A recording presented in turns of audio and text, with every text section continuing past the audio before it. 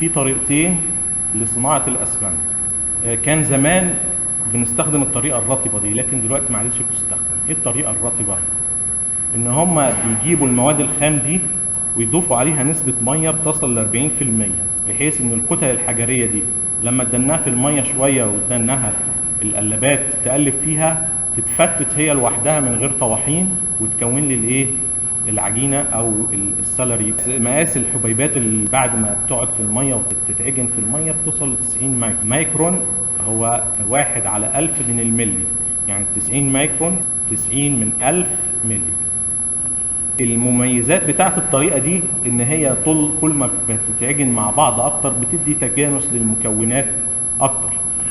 وقلنا ان عمليه طحن تطلع غبار جزيئاته بسيطه، غبار جزيئات ناعمه جدا. دي طبعا مؤثره على صحه الانسان، لان اذا كانش في فلاتر كويسه في المصنع للغبار ده بيعمل لي تلوث بيئه كبير جدا. الضخ في الانابيب لما تضخ فيها بودر انابيب المصنع، ان المصنع بتحتاج انك تنقل المواد الخام من مرحله لمرحله، فانت لما تنقل المرحله لمرحله والمواد الخام دي فيها ميه بتخش في الانابيب بتبقى سهله. انما لو بودر ممكن تسد لي الانابيب بتاعتي. فعمليه الصناعه بتاعه الطريقه الرطبه اسهل، مش بتؤدي الى وقف عمليه الانتاج في المصنع. لكن دلوقتي في تكنولوجيا النقل عن طريق الهواء المضغوط وبتاع، فما بقاش مشكله ان انا انقل البودر في الانابيب. وبالتالي في الطريقه اللي جايه اللي هي الجافه او الشبه جافه تاخد مميزات الطريقه الرطبه، مميزات اكتر كمان. فالطريقه الرطبه ما عادتش بتستخدم خالص. تاني نشوف عمليه الصناعه او الطريقه بالطريقه الايه الرطبه. جاب ادي المواد الكسرات، كسرت لي حبيبات اصغر الاحجار، تبدا تخش لي في مرحله تقلل لي الحجم بتاعها. يبقى انا عندي سايلو او صومعه للليمستون، صومعه فيها الكلي، صومعه فيها الساند.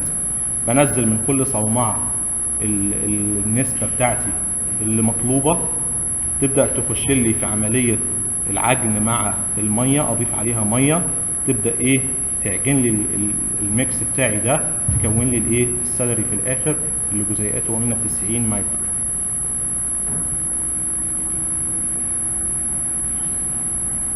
ادي الفرن الدوار، يخش على الفرن الدوار، تبدا الميه اللي انا ضفتها دي في السلري تطير الاول. يبقى انا محتاج كميه وقود اكتر عشان ايه؟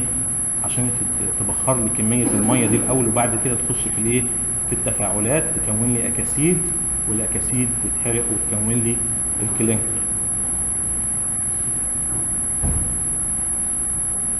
يبقى هي الخطوه اللي قبل الفرن هي اللي بتختلف من الطريقه للطريقه، انما بعد الفرن الايه الخطوات ثابته.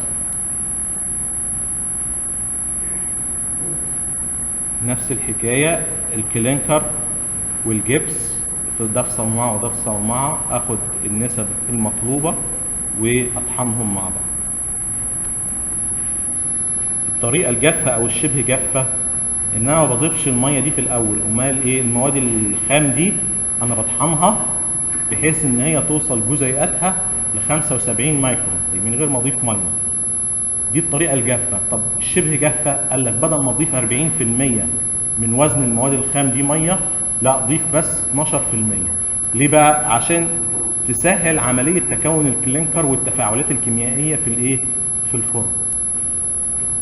ميزتها ان انت لما كنت بالطريقه الرطبه محتاج 40% من وزن الاسمنت اللي هتنتجه محتاجه ميه، يبقى محتاج توفر كميات ميه كبيره جدا عشان الصناعه، مش محتاج الكميه دي كلها، وبالتالي وفرت ايه؟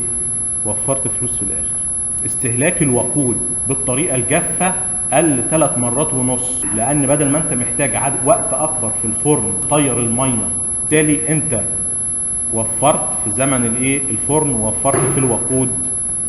المواد الاوليه دي مش متاكد ان هي ممكن تتفتت بالميه اللي انت اضفتها فيه، وحاجات قاسيه جدا ما تتفتتش بالميه في الاول، انما المطحنه انت متاكد ان هي طلعت لك في الاخر الجزيئات بالحجم المطلوب.